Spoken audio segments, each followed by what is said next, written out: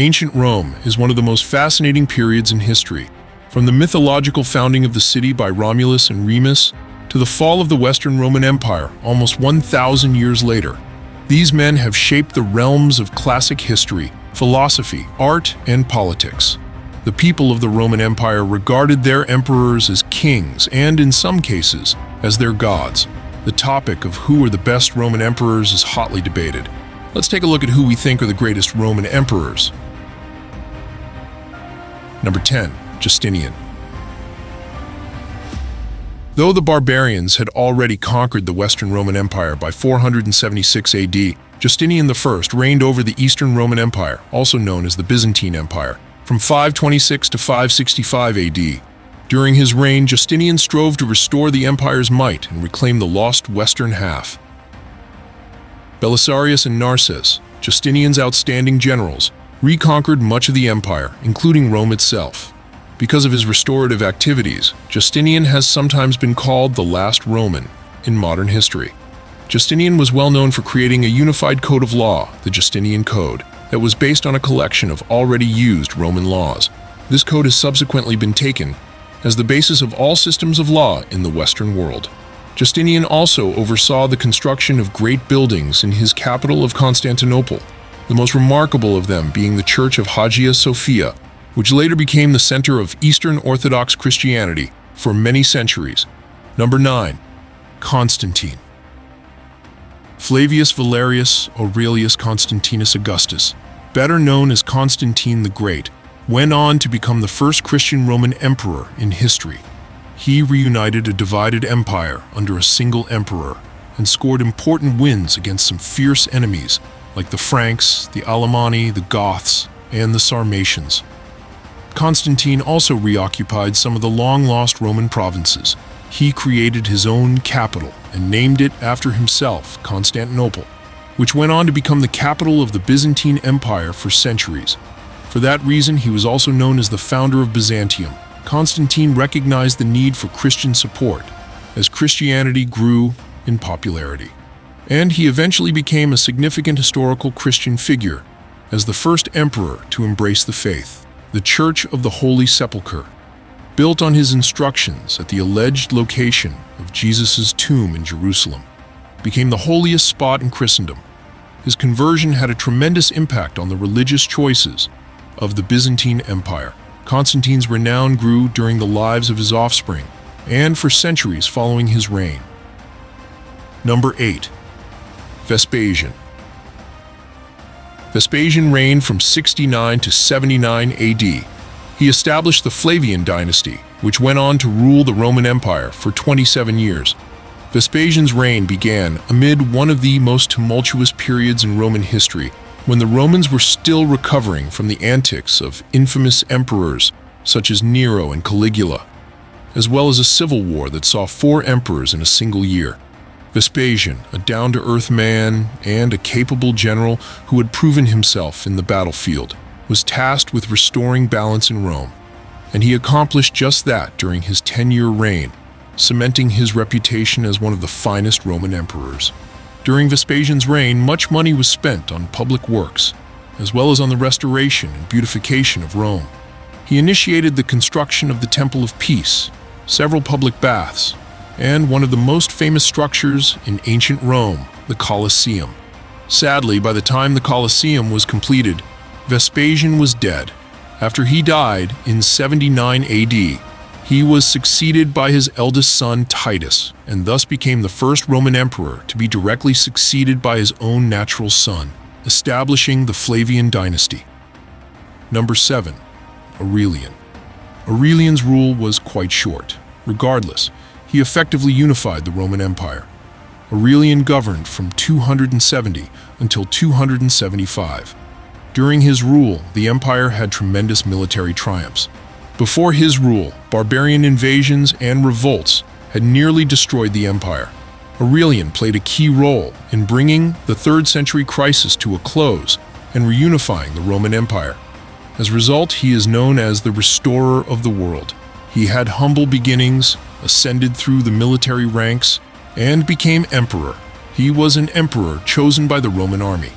Hence, he was also known as the Barracks Emperor. Additionally, he is famous for building the Aurelian walls around the city, most of which are still preserved today. Number 6. Hadrian. As emperor from 117 to 138 AD, Hadrian was born Publius Aelius Hadrianus to an ethnically Italian family. His predecessor, Trajan, never officially selected him as his heir. Trajan's niece, Vibia Sabina, made the appointment. 4 senators who opposed the succession were executed shortly thereafter, and some Romans never forgave Hadrian for this wickedness. As leader, Hadrian traveled to practically every province under his dominion. Meeting with the people on a provincial level, he was well educated and served in the military under Nerva. In the arts, Hadrian sought to bring Greek architecture back to its old glory, as he was a great admirer of Greece. He rebuilt the Pantheon and constructed the Temple of Venus in Roma. He is also thought to be responsible for rebuilding the Serapeum of Alexandria in Egypt. For this, he was appreciated by all the Roman people and was given a great deal of respect. He also built the eponymous Hadrian's Wall, which marked the northern limit of Roman Britain. Hadrian spent a considerable amount of his reign with the military, wearing military attire and at times dining and sleeping with the soldiers. Maintaining an alert and responsive military was his biggest challenge, so he would raise false alarms at times to test his army's training, drill, in response to a sudden crisis.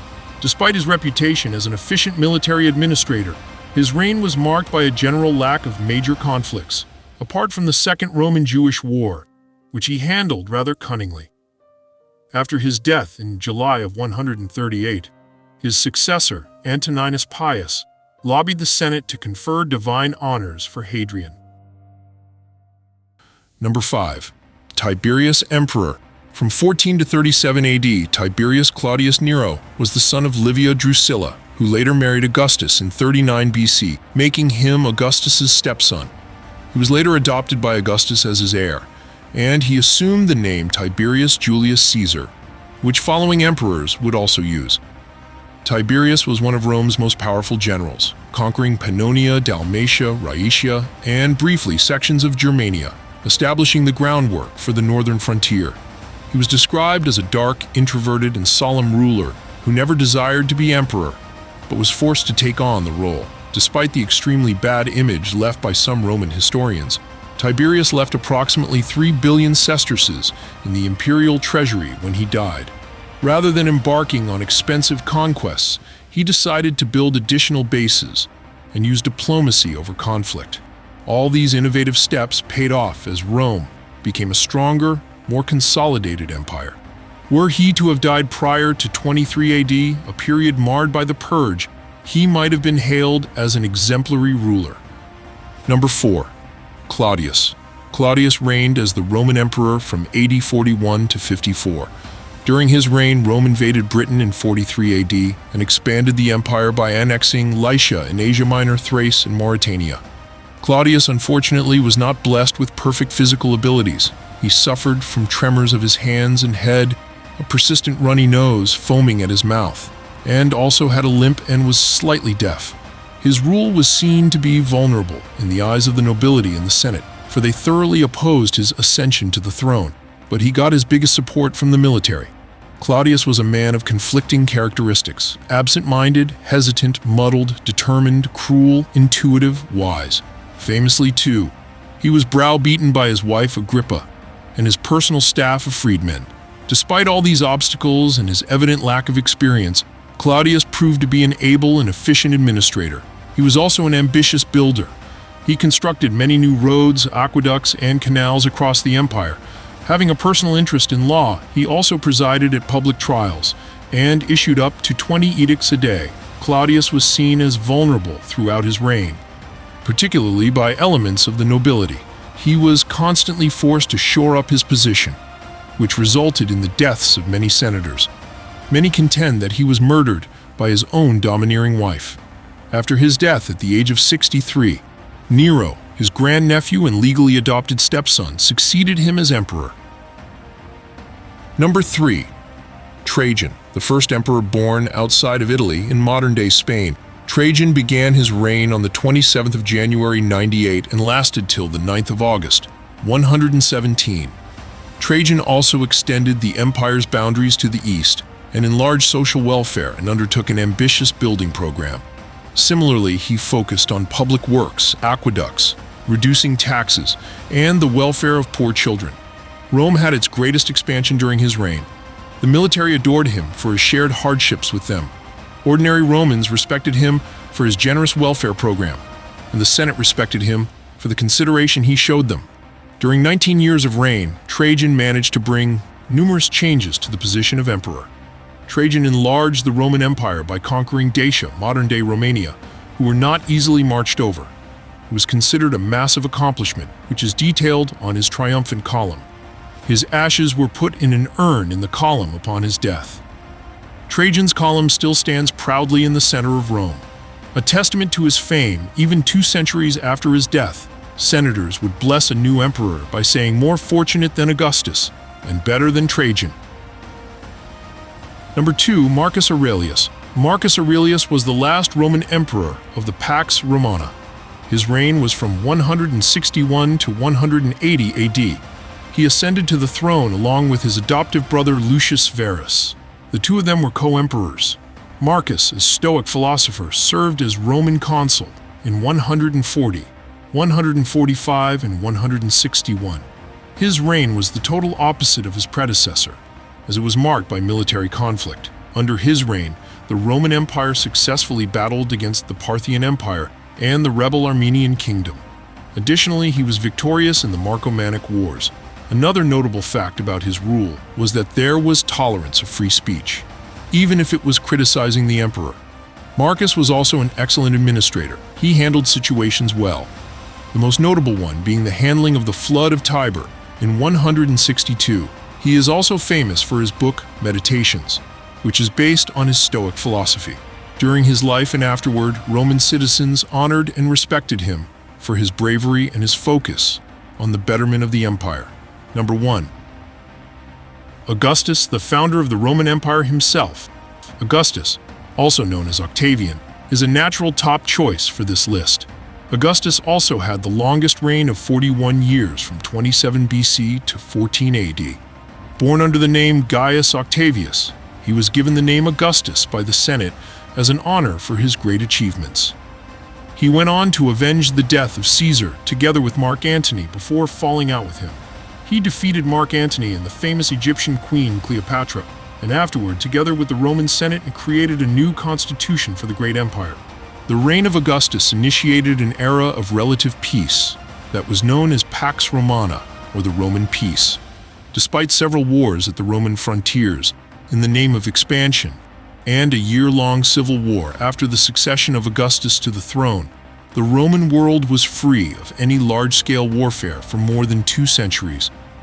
Augustus dramatically enlarged the empire, annexing Egypt, Dalmatia, Pannonia, Noricum, and Rhaetia, expanding possessions in Africa, and completing the conquest of Hispania, but suffered a major setback in Germania. Beyond the frontiers, he secured the empire with a buffer region of client states and made peace with the Parthian Empire through diplomacy. He reformed the Roman system of taxation, developed networks of roads with an official courier system, established a standing army, established the Praetorian Guard, official police, and firefighting services for Rome, and rebuilt much of the city during his reign. To this day, we remember Augustus as the name of the 8th month of the year. August was renamed to honor Augustus because of several of the most significant events in his rise to power, culminating in the fall of Alexandria. Not only was Augustus the first, but he was most certainly one of the best emperors Rome has ever had. What did you think of the list? Let us know in the comments below. If you enjoyed the video, like and subscribe, and look out for more related videos. Thanks for watching.